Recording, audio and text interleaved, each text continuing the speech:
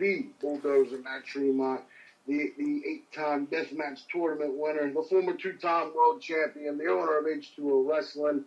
And if there is one podcast to listen to, that is the Deathmatch Russell Podcast. Let's get ultraviolet, motherfuckers. And good evening once again, fans. You're listening to the Deathmatch Russell Podcast.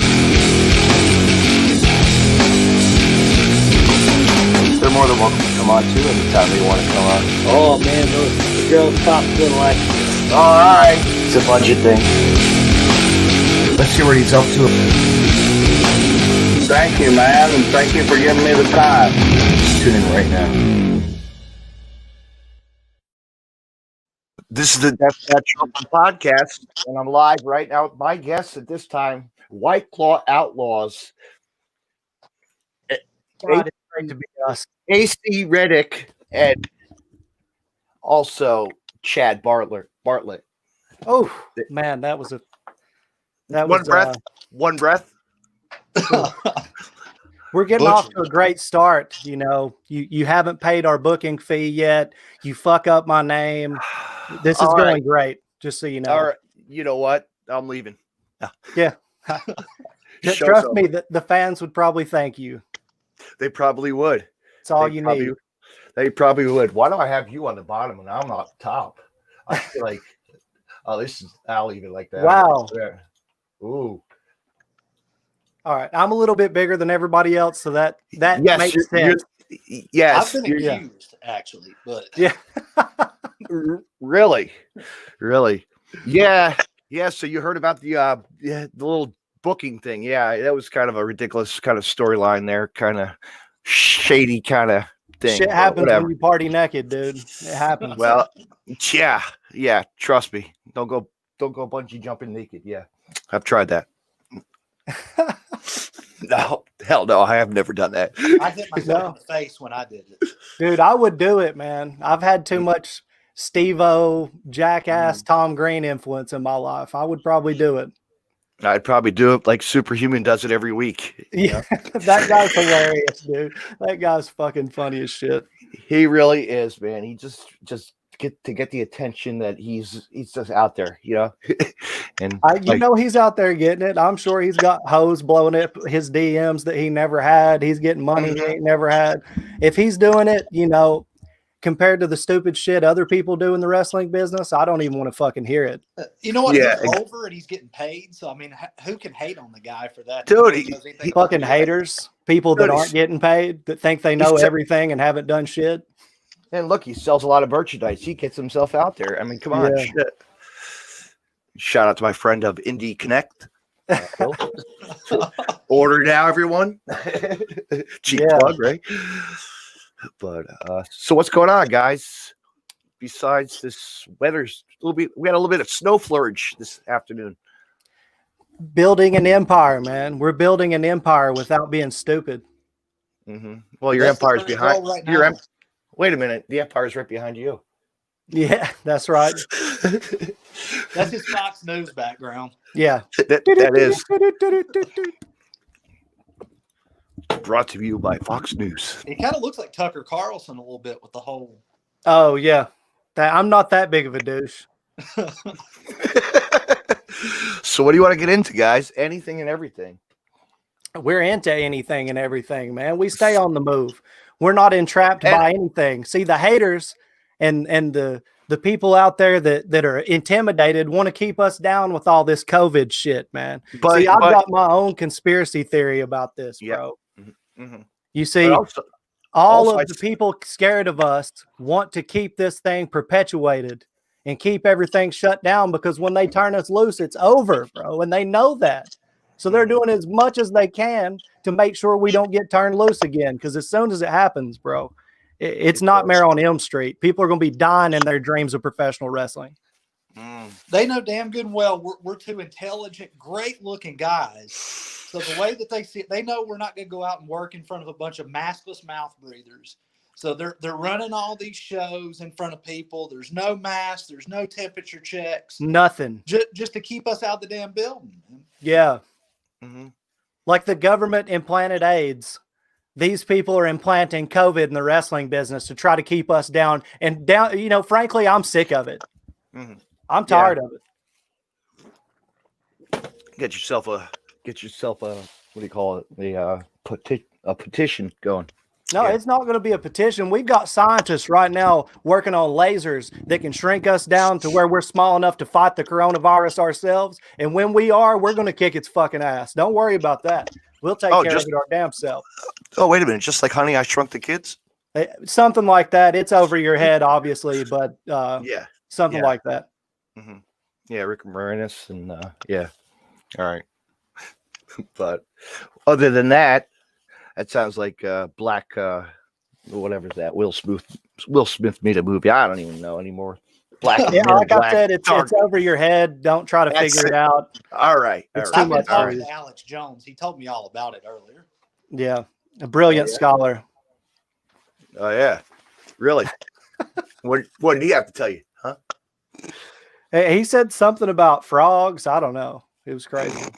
Frogs in a blender. Yeah, that sounds like a good protein shake, man. Isn't that about the business working on your body? Get that protein in your body. Mm-hmm. Frogs are everywhere. Why don't we just grind up frogs and drink them? As long as you got a good body, yeah. As long as you got a good body, it don't matter. Yeah, that's right. Anything in the swamp can live.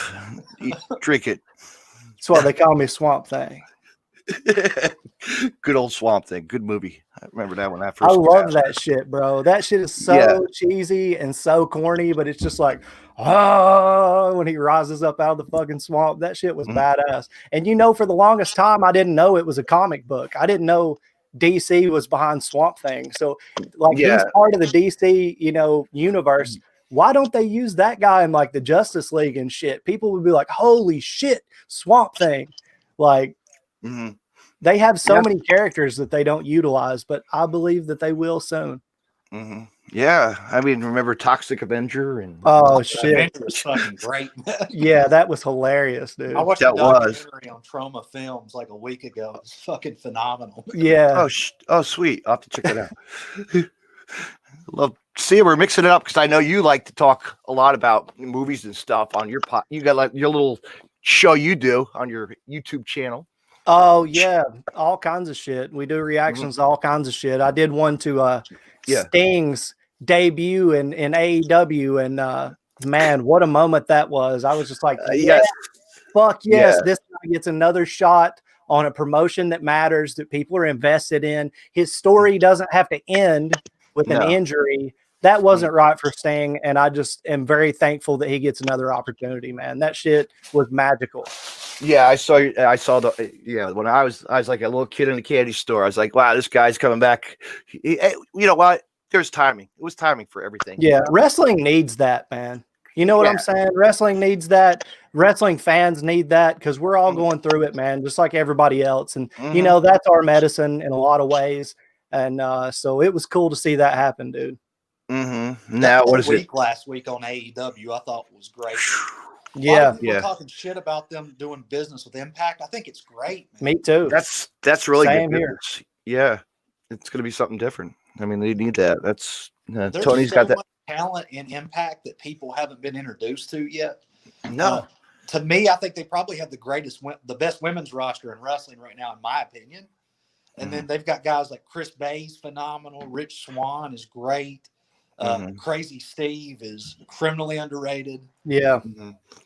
Chris Bay is such a cool dude, man. I got to meet him when I went out to Vegas. My boy Rocky T out there at Future Stars of Wrestling, kind of hooked me up with the chance to go out there. And Chris Bay is one of the guys he introduced me to. And that guy is so amazing with what he can do. Just his control of his body freaks me out, man. Some people are just so gifted, man. Actually, he was just in Vegas for Game Changer Slime. Yeah, cool. It was a free show on actually YouTube. How was it? Awesome. I'll send the link. I'll send the link later. No doubt. Yeah, I'd love to see it. I'm a big fan of what they're doing at Game Changer too. And like ultimately, that's where we're trying to get to in our careers. We've been kind of stuck in the East Tennessee funk since we first started. I want to go up north. Me and Chad were actually talking about it earlier. Yeah. I'm not trying to solicit bookings, but I know Matt Tremont has a little piece at the front of your podcast. Yes, I'm a huge fucking fan of Matt Tremont. well, you know that he's the owner of that Hardcore Hustle organization, and they always have shows every Monday night. You guys should go check, go down and, you know what I mean? And not only Matt Tremont, also I like to promote Titan Championship Wrestling. Dude, it's like the indie impact right now. It's like the indie scene, like wrestling, like local, just fun wrestling, family wrestling. We've had yeah. And an open challenge right now, like that, like anybody could come and get the title. It's like one of the legends. His name is Steve Monster Mack, okay, of the Hit Squad. So yeah, I know exactly who that is. I'm a Jersey, nerd when it comes to this shit, man. Like for me, like to be able to come up to that area, that's where I want to be, and that's where I feel like our characters would thrive at, is in an environment like a CZW or GCW or some shit Titan, like that. Yeah, I don't local want to do shows. the deathmatch stuff. Yeah, my friends really bleed.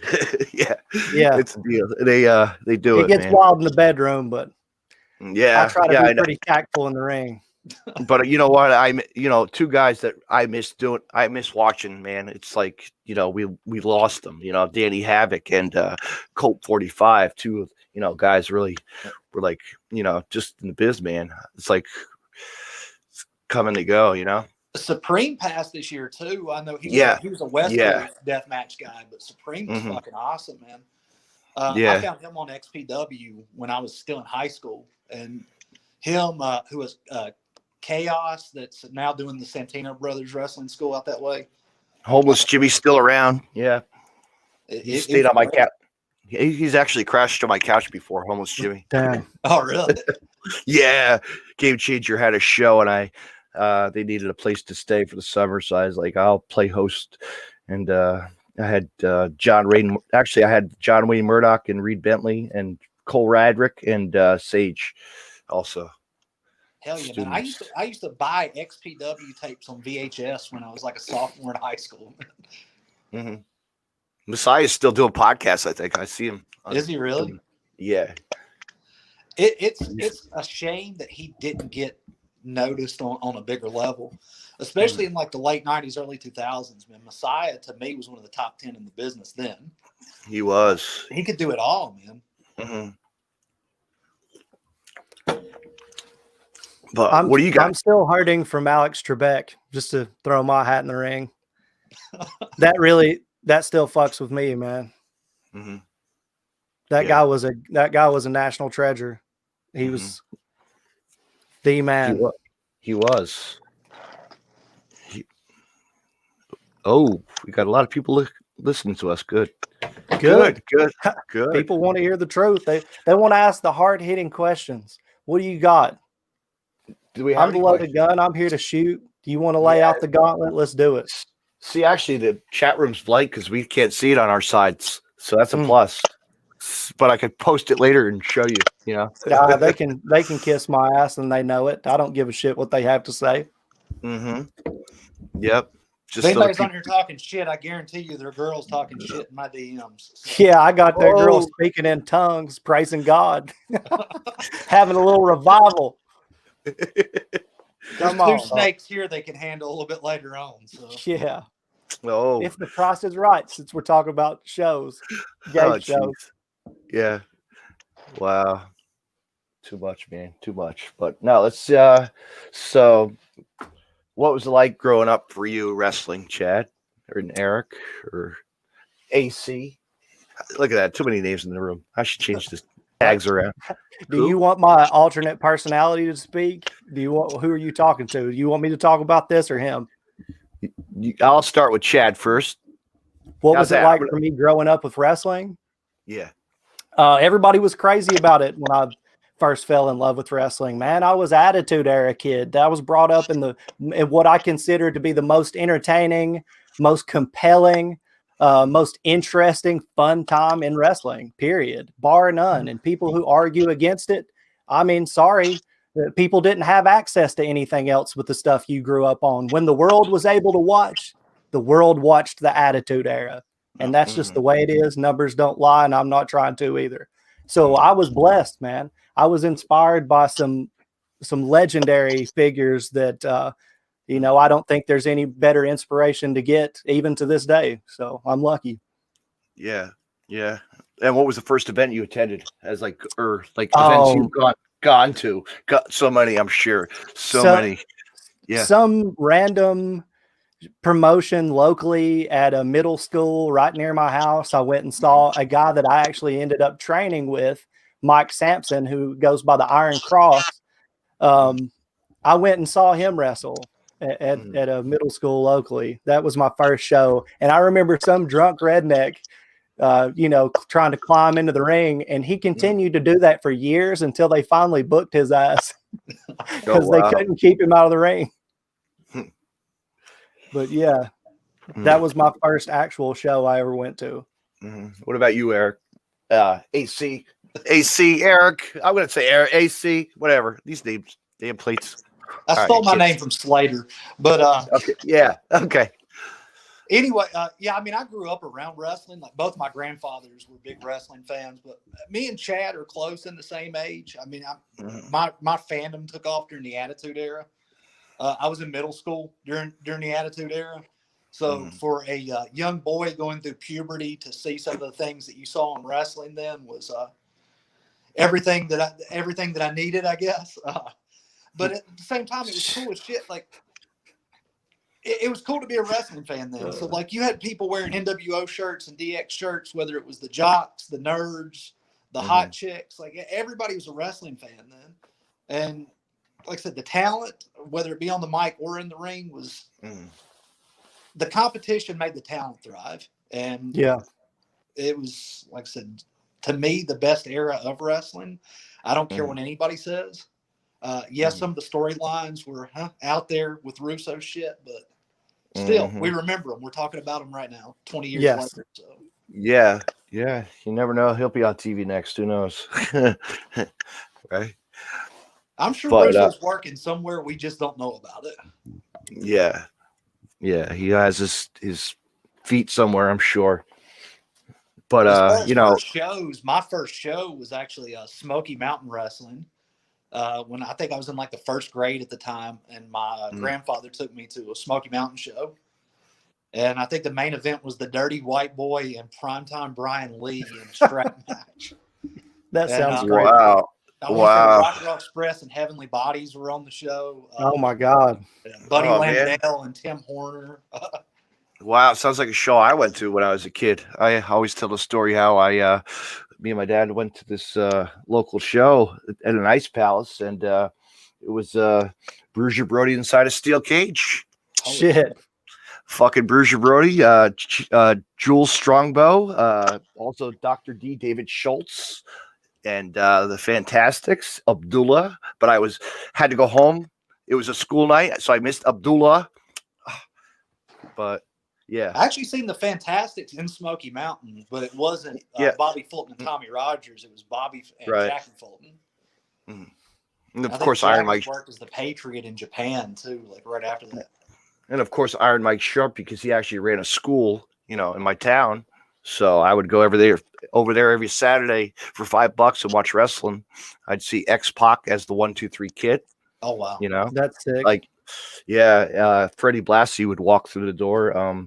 Malice, aka the Wall from WCW, was a local, and Supernova, Nova from ECW, and then his brother launched a promotion in the mid-90s called Phoenix Championship Wrestling, which was indie wrestling. Like, really, you had Samoa Joe, you had AJ, you had Christopher Daniels, Frankie Kazarian, you name it. Like, they all came through the door.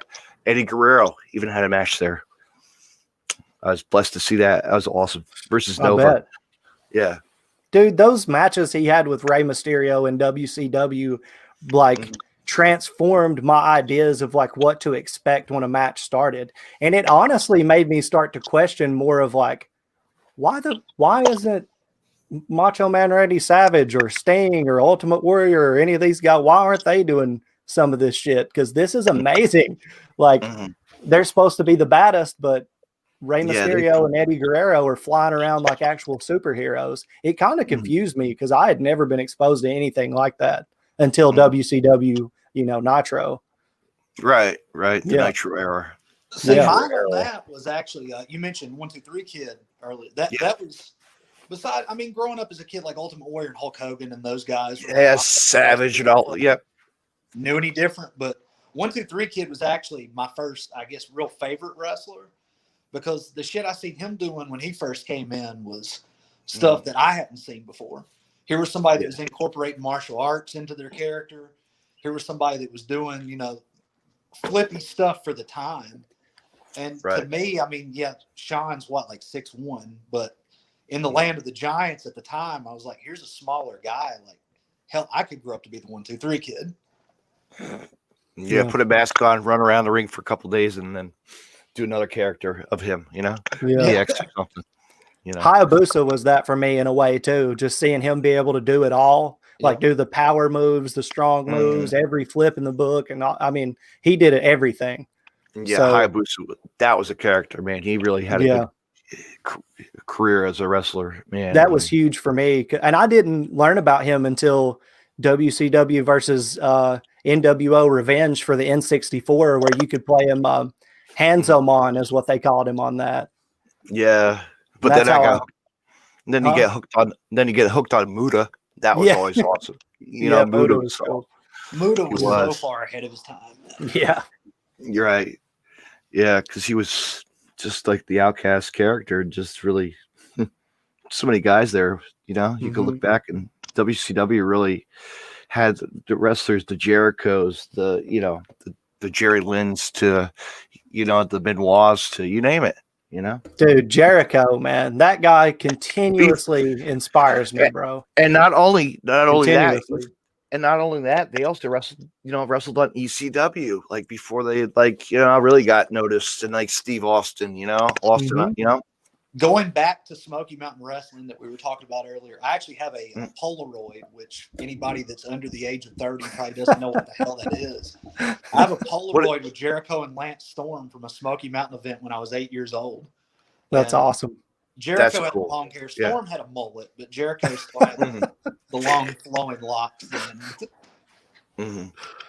Damn, dude. But they were doing the shit in Smoky Mountain from Mexico that a lot of people hadn't seen. They were the Thrill Seekers. I don't know if you've seen any of those tapes, but they were working the Heavenly Bodies doing the moonsaults and the topes and all that shit. And it was kind of like, man, what are these guys doing?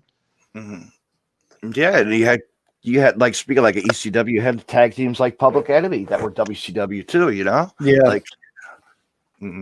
like guys like that really. But they brought more like the hardcore, I think, to the WCW, or like, the tables were the big thing for them, like the Hardys almost, Ted Petty could wrestle his ass off, though, man. If you watch his earlier stuff before Public Enemy, Ted Petty was a hell of a worker. Yeah. Was it the Cheetah Kid? Cheetah Kid. Boy, there's so many guys that on the old rosters you can look back and be like, wow. You think back and like their careers really took something and made something. I'm a nerd for this shit, man. I was a tape trader as a kid. I was too. I'd swap my DVDs or whatever bootlegs to get whatever I could. That's how I found Hayabusa tape trading for FMW tapes, where he was working Onita in like exploding cages and shit. So. Yeah. Experience to see him live was I was honored to see him live, man, at Combat Zone when he came. I mean, I bought the figure. He's over there on my wall. Look at that. Look, I got a shrine in my house. I got all my toys in a box. Everything's there. Johnny Cash up there too. Of course, Elvis. Thank you very much. And I fucked up my camera, probably, right? Yes, I did. Nope, got it. There you go. How's that? Perfect. Yeah, y'all were doing all this. I was living out in the middle of nowhere, creating my own storylines on SmackDown on PS1, doing my own commentary. Like, just I had no access to really go to shows that much. And my one parent, my parents were separated, supported wrestling, and the other one was completely against it, would throw my wrestling shirts away, keep me from going. So like, that's the untold battle that wrestling fans and people who just have a passion for the wrestling business don't talk about is how much heat we get from the general public about liking wrestling and being wrestling fans. Like it has become as successful as it seems. It's because there's more access, but really it's just as niche as it's ever been. Yeah. You know? And look at the toys we get nowadays. My God, AEW toys now. You know, Joey Janela has a cool figure that he posted on Instagram. You know, from that toy find company, toy figure company. You know, which I'm going to order it for Christmas. So yeah, there's a lot more access, and things can be supply can be brought out in short orders. Like it doesn't have to be the millions of figures made by Mattel that it used to need to be. Now there's options to do limited runs of stuff. So it's crazy. It's crazy where it is now in comparison to where it was. Yeah, toy companies actually giving a lot of indie guys an opportunity to get figures out. Like our buddy Chase Owens, he has a figure out through Figures Toy Company that's in limited supply. I think right now, actually. Yeah, Scott Norton has one. Really? Yes, I saw that. It doesn't look like him, though. It does not. No, they can't all be good. Like you want to see it. You want to see a fucked up figure. Hold on, just a second. He's a guru. He's got the figs.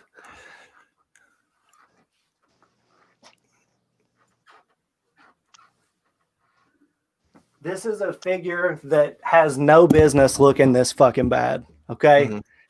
This is supposed to be Goku from Dragon Ball Z. Okay. Do you see that ugly ass face? Oh shit. That's Look like how this is an atrocious figure for one of the most popular series to ever exist. So, you know, I wouldn't feel so bad if they made a figure of me and it was a little bit busted. It'd be hard to capture this in figure form. I understand that. Yeah. The brass balls might be a bit expensive for production. So, yeah, it's a higher fee. It's a hard fee. Yeah, it's a booking cost that a lot of people can't stomach. But yeah, collecting stuff, man. It's an addiction. We love it. You know, we still do. I do. You know, I'm going to flea market. I want to see anybody in the wrestling business that has a better Pokemon collection than me. That has a better Pokemon card collection. That is. Yeah, it's like we said, T-shirts. We can't get enough T-shirts for the show. You know, mostly because I just want to see what they've got. Yes, yeah. But now we have our own shirts. People are buying. So yeah, that's right. We got White Claw Outlaw shirts. You know, you want one? Yeah, I'll be getting one. Slide in the DMs. We can hook anybody up that's in the chat right now. Yeah, get the single mother discount while supplies last. There you go. You know, yeah. Actually, you know what? Let's say, hey, I bet she's listening to us. Hi, David. How are you from Boot and Heel? Hi. Hey. Oh yeah, I actually still owe him a T-shirt. I need to send that. I've never even sent him that shirt that I told him I would send him. Oh, really? Huge shout out to David with Boot and Heel, by the way. Dude, he really is awesome. He really puts you guys, he gets everybody satisfied and does the right for you guys and everybody else in the industry as us, you know, just to get our names out there. Bro, I love to watch him talk shit to people on social media. He's a shooter. He likes to talk shit, and I'm down with it. I'll talk shit with him if he wants to. Let's do it. He's did nothing but help us out, and he shits all over the people that don't need to be in the business, i.e., racist, homophobes. They're still out there operating, but hopefully we can be a part of that positive change and smoke holes out. Yeah, he had a little outcome down. He went to a show by me, and he was bummed, man. Something happened out in the parking lot. But you know what? He went into the city in Philadelphia. He had a blast instead. You know, he had a good time. So good. You know. Shit happens. I say fuck it and just move on. Absolutely. I don't give a shit. If people don't like it, you know, they're more than able to just come over here and suck my balls. I don't give a shit. Yep. You're lucky this is not censored. Yeah. Well, you're lucky this isn't censored. We could have bleeps later. Yeah, it's pretty The brutal. I used to do stand up when I lived in Texas, and I was told by another comedian, they were like, "Man, you use the word fuck like it's a comma." And I was like, I don't know whether to take that as an insult or a compliment. Yeah, you could be like the good old George Carlin, right? Dude, Play what a genius. Yes, you What could a play a game. genius, dude. I still love saying to this day. You could play a game and go hide and go fuck yourself. You know, Yeah. which is true. Carlin and Pryor for me, man. As far as comedians, I always bounce between the two. I love Pryor too, man. Mm-hmm. And then Richard Jenny, and a lot of people don't know Jenny, but he was fucking phenomenal as well. Yeah. Bill Hicks. Bill Hicks is great, man. Bill Hicks is the fucking man. Mm-hmm. And then you look at the comedy of the prop characters, Carrot Top to Gallagher, guys. Dude. Really, yeah. Who was that guy that wrestled in WWE and pulled that shit off with the sock? Not Mankind. I know that, but the Santino Morello, was that the guy's name? Yes. Yeah, Oh yes. Dude, talk about prop comedy. Some of the bits he did were fucking hilarious, dude. They were. He did a really good job with the comedy. And a lot of people hate comedy wrestling and shit, and they shit on it. But I find that in a mix with an environment of other high-level forms, it's a standout that really gets people into the show, and it's really fun. And it's like guys like Eugene. Yeah. Like he really, like when he came out to the ring, or you went to the ECW's One Night Stand too, and like Sandman, mouth it off to him, and yeah, or just like Orange Cassidy now, dude. That guy is doing such a killer job with what he does. Or Gentleman Jarvis, or is it Jarvis? Jarvis from Kachara, yeah. That guy is fucking great, dude. That is so good. Now there's shit about those two gimmicks. My daughter's 10. Orange Cassidy and Gentleman Jarvis are her two favorite wrestlers. And then when I go to her school and like talk to some of the kids in her class, that's who they like. So to me, like it's over. Like those guys are moving merch. They're getting that demographic that typically, besides WWE PG era, has been left behind the last couple of years. I mean, there's something for everybody in wrestling. I think that's why we're all fans of it. But yeah, and there's, guys making movies and stuff. Like Chad, you probably heard about like Leo Rush going to be in the Power Ranger movie. Yeah, like that's pretty cool. Like, and he was Leo just on Rush is on this season of the Challenge on MTV. I want to watch that. That looks pretty interesting. Well, and that's kind of like where we're headed right now with what we're building. I don't know how much you know about UCW, Urban Combat Wrestling. No, not really. I want to hear more about that. I heard a little something. So we're really looking to appeal to an alternative audience for wrestling who are not normally even hardcore wrestling fans, because there's this stigma around wrestling that, you have to be Jim Bob from the flea market and just be completely a dictionary about it and a stupid person at the same time. I don't know how they think that to be a wrestling fan, but there's this like black cloud and this electric fence around it, keeping people out. And we want to provide, a style of wrestling and a show that is outside of the norm, that brings together different types of music, different types of entertainment and wrestling all into the same product. Like, like you would see on MTV, there's a music video, there's a match, there's this going on. We're having a party. It's the most exclusive party that everybody's invited to, man. It's like the Jericho Cruise, Yes, exactly.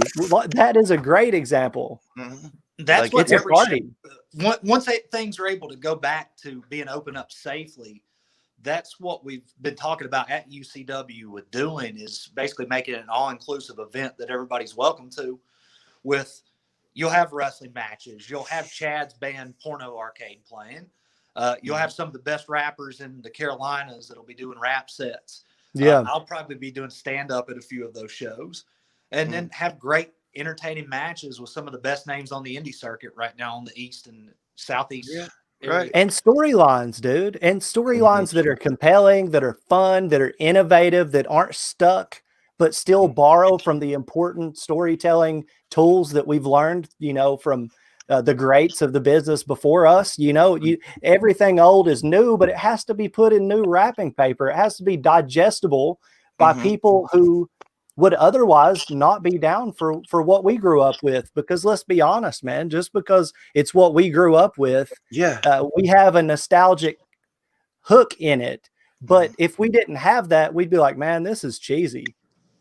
And we want to be diversity without being offensive. Yeah. Our characters aren't going to be characters of something that's going on. You're going to have a great character that just happens to be black, or a great character that just happens to be gay. Just because there's a guy that happens to be gay doesn't mean he needs to have the gimmick of Divine from Pink Flamingos, or a black character doesn't have to be Saba Simba. Like, right. These are heroes in their communities. Why can't they be heroes in wrestling as well? Yeah. And that's what we're trying to preach at UCW is diversity, acceptance, and give a product that everybody can be proud and not offended to come watch. Yeah, and then I'll come out and watch. I know that's for sure. I know that I'm going to be offending people, but the product as a whole should not be as offensive and just really dated and in bad taste and hilarious that people are too stupid to evolve in certain aspects. People want to be a carbon copy of a lot of shit in wrestling, right? They don't want to take any risk. So they're like, oh, I like that guy. Let me just fucking be exactly that. And it's like, you'll never be that, bro. It's always the diet version, the junior, the not quite there. You've got to be your own motherfucker. That's why I use my real name. I keep my own style. I am who I am, and that's the way that I am. That's it. You're born and raised. That's it. Yeah. I've tried to work a bunch of different shit in the past as far as characters and gimmicks and things like that. I have one that I'm not going to talk about that I pull out from time to time that I depending on the circumstances. Yeah. But mine, I went on something that I'm not a fan of, and I know will get heat in the audience in which we're trying to put it in front of. But get heat without offending people. And I think that's what people want to be fucked with. People go to DL Hewley shows just to be fucked with. So if I can fuck with them without offending them, then I'm doing my job as a heel. I want them to feel good about hating me. I want people to feel like they're doing the right thing. Like if they hate me, they're doing the right thing. That's right. You want to get the heckle of the crowd, whatever, get in their face. And, it's like when you look back at your career, what was the worst experience as a heckling or scaring the shit out of somebody? Like, just like, what's the worst experience for us? Yeah. Getting guns pulled out on us? Yeah, we got guns pulled on us in Florida. Yeah. No shit. Really? That was pretty bad. Getting spit on sucks. Oh, shit. But that happens, frequently. And that's another reason I don't want to be involved in any fucking shows right now, dude. We get spit on, people get in our fucking faces. Like the security guards had to tackle that one chick. What did you say, AC? You said 15 minutes with you, she'd be back at the weight she was in high school. Yeah. Oh, man. Whoops. She had to get tackled by the security guards. So, I mean, if we were out there just like trying to show the best holds in the world and rolling around and not interacting with the audience, it'd be different. But also, it was a half a joke and half for real. Like, if people don't chill the fuck out, we're going to be in this coronavirus shit for a long fucking time. And frankly, I'm tired of it. So, the sooner it's over, the better. Don't go out for stupid reasons and wear your fucking mask. Okay. Like this shit's getting out of hand and I would like to wrestle sometime soon. Right. Well, it's like right now, and I'm not trying to bury the area, but East Tennessee it's the Wild West right now with indie shows. You'll have and Florida same too. Guys on the same shows. Go look at a poster in East Tennessee. It's the same fucking guys over and over again. And they're working these shows in front of people. You'll see pictures. Nobody's wearing a fucking mask. And we want to be able to try. Like I said, our goal is to get to where you are up on that portion of the East Coast. But we got to get shit in order before we can actually fucking do it. Yeah. Because our act is all crowd interaction. We like getting everybody involved, and I love what ROH is doing right now, but I just don't think we would thrive in that environment. Indie promotions can't do what is necessary to make wrestling safe right now, period. They don't make enough money. They can't afford the precautions the big leagues like AEW and WWE and ROH, people who have billionaires backing them, they can. But it is a lie. I don't care what they say they're doing. They can't make wrestling safe with a crowd in indie wrestling right now. And I will tell you right now, for a fucking fact, I would bet, okay, I'll say I would bet big money on the fact that they don't make people wear masks in the locker room. They don't enforce social distancing in the locker room.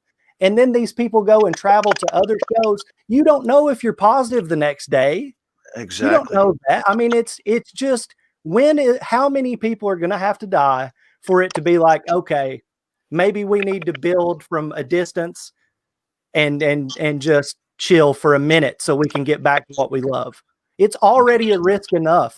We're already taking a huge risk stepping in that ring. One trip on that rope and you can break your neck stepping into it. I mean, it's just dangerous as fuck. So now we're going to put the risk of everybody in the whole fucking room to do this. Like, I love it too, but I can't get back in the ring until this shit's under control, bro. Period. I can't. Yeah. Because I don't go to AEW. I don't go to WWE. I know. I go watch it on to TV. I know. You know, places where they can barely afford to pay the talent $20 sometimes. And they expect me to show up and do all this shit in the middle of the fucking there's a Pearl Harbor happening every day. 2,000 people are dying every day. No, thank you. And it's irresponsible for anybody that does. Period. And there are shows that I feel like the big ones, like you named. I think ROH, their protocols are fucking phenomenal. Court Bauer at MLW, his protocols are phenomenal. Obviously, AEW, WWE, but they have the money to put these people in a bubble, test them, quarantine them, test them post-match.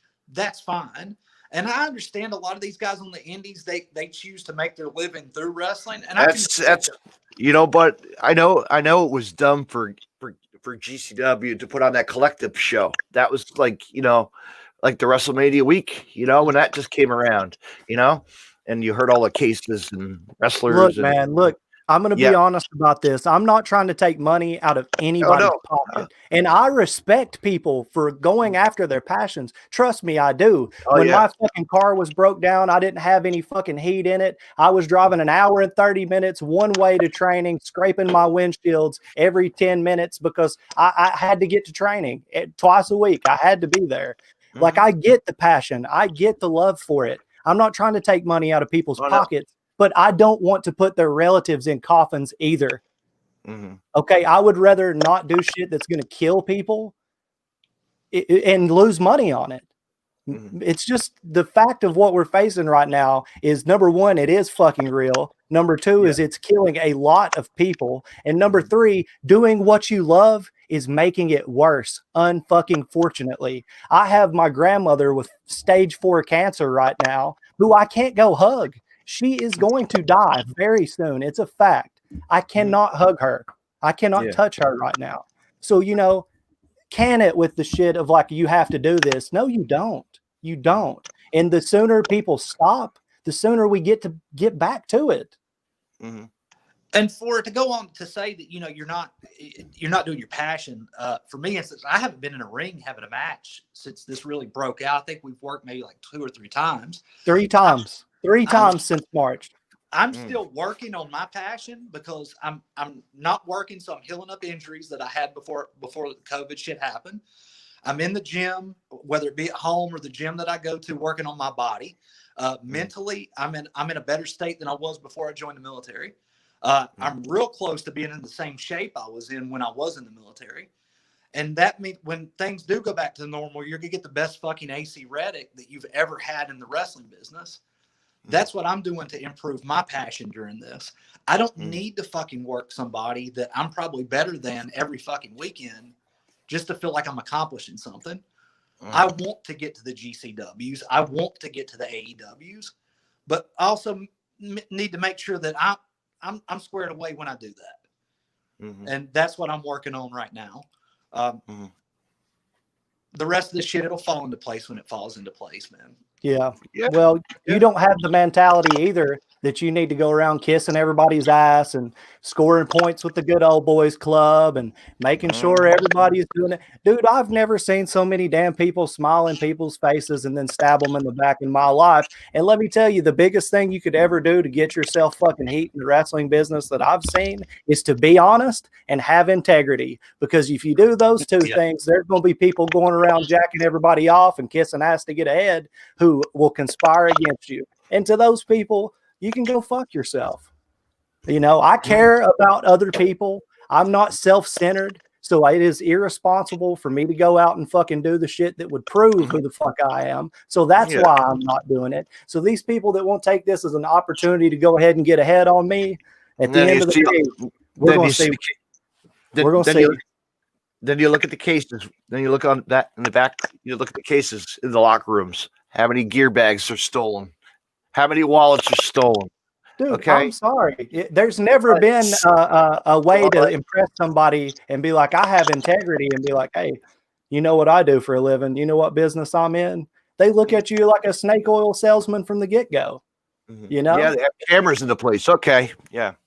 You know, so I want to improve that image, right? I want to act with integrity. I want to go and do the best that I can whenever I'm out there entertaining the fans, but they know that we're putting on a show for them.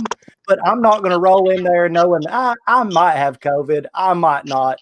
You know, we're all in here breathing hard as fuck, and I'm not wearing a mask because that would look weak in a wrestling ring if we wore masks for sure. You know what I mean? Just like the list goes on of shit that is just ridiculous, man. Yeah. To me, especially right the now. locker rooms that we have been in since this shit broke out, to me, Jason Kincaid and Rob Killjoy from the Ugly Ducklings. Oh, those guys. The best unsigned talents out right now. What did they do? Jason Kincaid wears a mask as part of his fucking gear now. And Rob, because he's not an idiot. That I've seen him when he wasn't working was wearing a mask and socially distancing. And Rob's a hugger, man. Every show that I worked with Rob before this, like he was a hugger. Yep. And I'm sure it's killing him not to be that way because that's his personality. He's a great guy. Yeah. See, Nick always wears his mask too. Yep. Shout out to C Nick too. Shout out to him. Yeah, it's good old C Nick. Yeah, he was one of my first guests I had on quite a while back. I can't remember one of my episodes. But yeah, great character there, guy. He's a good person. You know, another wrestler you think about, look wrestles with a mask all the time. Ace Austin. Yes. From Impact. I noticed that. Yeah. I was, he was a CZW guy too, wasn't it? Didn't he start in CZW? Mm-hmm. Dojo Wars. Yep. One of those Dojo boys. And Desmond Xavier that just got signed to WWE. He's a fellow Air Force vet too. He started in CZW. I don't know if he started in CZW, but he had some fucking bangers in CZW. Who was that? Desmond Xavier. Rockstar Pro, probably. Yes. A lot of those guys were the Rockstar boys. Think about it. You know. Then they turned Impact, right? Yeah. Yep. The Rascals. The other Rascals. The Chris brothers, right? Jake and David Christ. Yep. You know, I saw them on CZW. I found CZW through the High Spots network. Like I knew it existed, but I'd never sat down and watched it. Mm-hmm. And that's kind of where I found all these guys at. And then when you go back and watch it, you realize people that were there. Like one of the guys in East Tennessee that I do have a tremendous amount of respect for, Menace. Oh, he yeah. was in CZW. Another guy that always wears masks. Yep. He lives again. He'll show up with the mask on, leave with it. Yep. He's very like Delirious. Delirious. There you go. I remember Delirious. Bah, bah, bah, bah, bah, bah. Oh God. That's fucking great. I'm looking forward to getting back into it, man. It's been way too long. And as soon as we have the opportunity to, it's over, dude. It's over. I'm tired of playing games with the bullshit. I'm trying to get out here and put the reality into wrestling and let motherfuckers know what the deal is. Yep. And it's this bullshit that has been going on. It gets snuffed out because I don't even have to be in the same building with you to put your lights out. I'll put your lights out because all eyes on me, motherfucker. Here I am. And there ain't going to be nobody paying attention to you. So we don't even have to lock up and I'll fucking end your career just by showing up on my shit. Yeah. I feel right now that there's nobody on the indie scene that can hold a candle to us when it comes to mic work. And I'm not saying that to be a cocky, brash bastard. I mean, it's facts. Like the shit that we did as far as our promos that we've put out, and we haven't even touched the surface with what you can see on our Facebook page yet. Yeah. And when we feed off of each other, we're fucking dangerous when it comes to mic work. And people know that. That's why they, frankly, shut the fuck up. Because because everybody cares. Everybody cares so much what other people's opinions are of them. They don't want to be who the fuck they are. They're afraid to walk on glass. I will fucking shove it down your throat, picking it out of my feet. I don't give a damn. I'm not going to tiptoe around for anything. I know who I am. I know what I've done in my life. People have focused their energy on one fucking thing and let their whole world revolve around one fucking thing. I'm a dynamic individual. I'm a shark in the water that can get you from an angle you never even fucking thought about. So they don't want to play with me. I don't even need to be there to end you. I don't. There you go. No, what about you, Ace? He's like, yeah. I mean, it's a fact, man. It's a mic drop moment. When the truth comes out, people get spiritual. I know there's going to be all kinds of people that watch this shit right here and get in their feeling. Well, thank you, you heartless motherfuckers. Now you're feeling something, aren't you? You got some hate for me. Let it pump through your veins and come a fucking live, because you better. It's coming for you as soon as I have the ability. It's the best thing that ever happened. It's the best thing that ever happened for a lot of these motherfuckers for coronavirus to happen and keep me caged up. But then in the end, in the long run, it's going to be the worst. Mm-hmm. Yeah, because you wanna get out there and just dominate. And just I'm so be fired yourself. up about it. I know. I used to think the world was full of idiots before this shit. Now I know. Now I've got numbers. Now I'm for sure that I don't care what these people think about me. I've seen what they've done, heard what they've said. It's laughable. It's embarrassing. And let's smear their noses in it. When my opportunity comes, look out. Don't let me get rich, motherfuckers. We're not trying to stay in the East Tennessee bubble. We're trying Hell to no. You want to expand. You want to expand. I know. That's good. That's good. You want to be around. You want to be seen. You know? And here's my thing. It's not a sales pitch. Anybody that uses this on their show, you're guaranteed to get 100% of everything that we have. We're going to promo work the hell out of it until the day of the show. We're going to promote the hell out of your show, and you're going to get your money's worth out of what you pay us to be there. Mm. It is what it is, man. Anybody in this area. Full package. The full package. Yeah. But you know what? Here's another thing that happens. People hate when they get intimidated. And a lot of these people, like I've said before, are in the political game. They love to politic and go around and run names and talk all this shit and all that. So they're going to see what we bring to the table, and that's going to scare the hell out of some people. There's going to be people who know for a fact if they give us time to talk, it's done. It's done. And I know that there's been microphones kept away from us for a fact. Okay. There's been opportunities kept away from us for a fact, but that's fine. You can only keep it down so long before it bubbles to the surface and the truth is revealed. And I'm here to tell you, it's going to be fucking wild. No doubt in my mind. Buddy Landell was my first mentor in the pro wrestling business. He told me once, he was like, look, you may never have the best physique. You may never have the best athletic pedigree. He was like, but you need to have the smartest mouth. He's like, you need to have the ability to look across a ring. That's what it's about. Yeah. His old lady spent the night the night before and do your business. He's like, that's what's going to get you an opportunity. That's what's going to get you signed. And I live by that.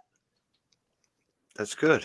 That's a good one. Do I have $1 million physique? No, I'm in decent shape. Do I have an athletic pedigree?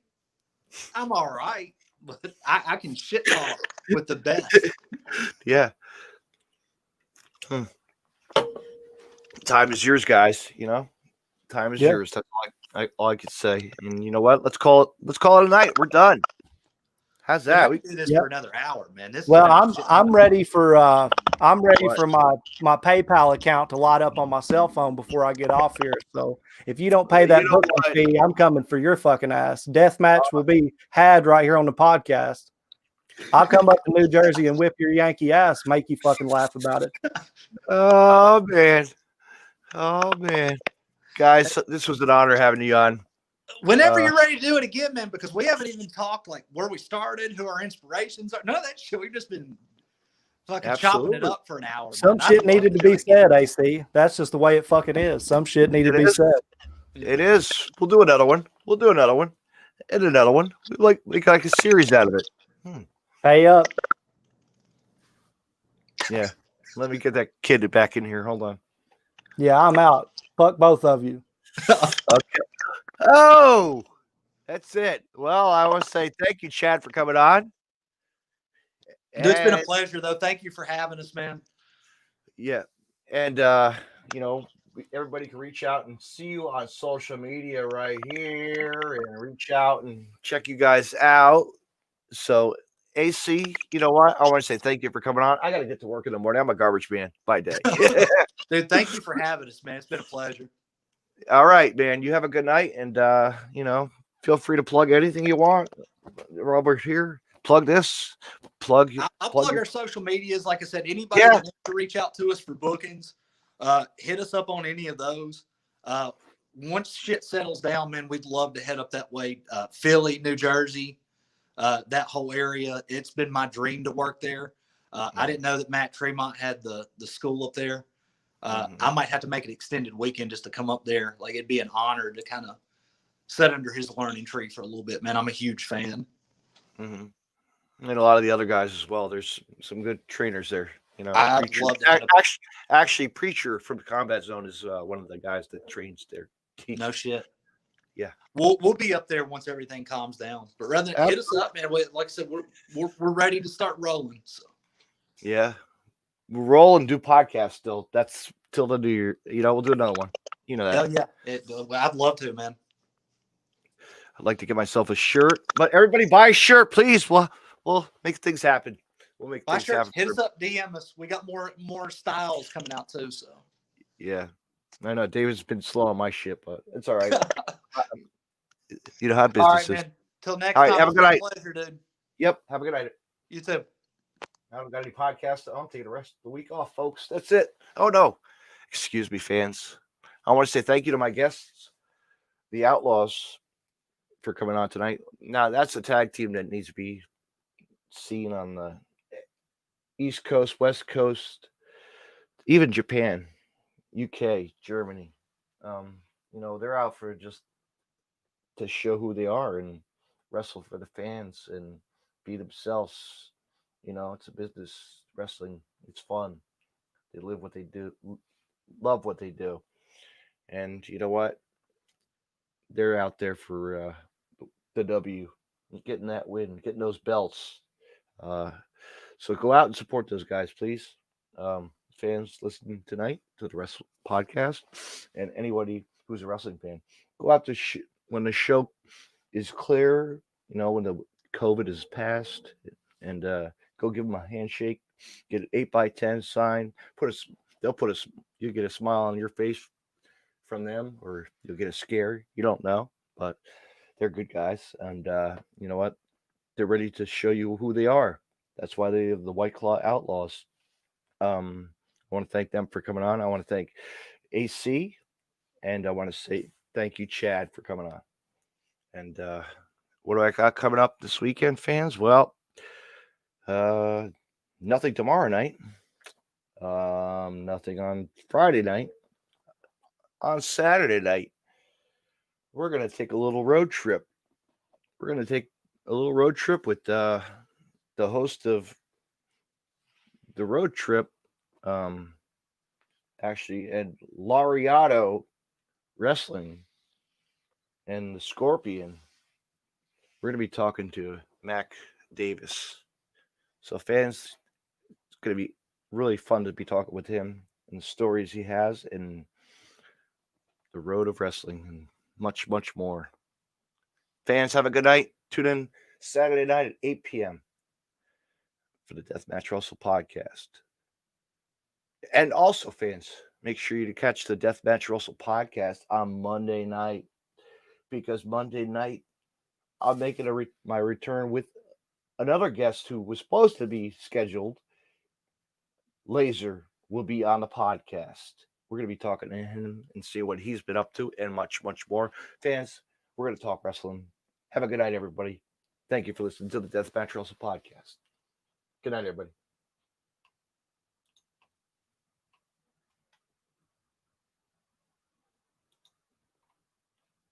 You can find more Deathmatch Russell podcasts on the following social media: DeathmatchRussell.com, follow on Twitter at DavidNJ32, and on Facebook, Facebook.com/DJDaveNJ32. Find me on Podcast City Network at PodcastCity.net, Facebook.com/Podcast City Network. Hit the like button and share, and on Twitter at PodcastCityNet. You can hear Deathmatch Russell podcast on Stitcher Radio and on iTunes. Hey, wrestling fans, check out BootandHeel.com for all your independent wrestlers, apparel, and more. Also, check out Deathmatch Russell Podcast as well. www.bootandheel.com.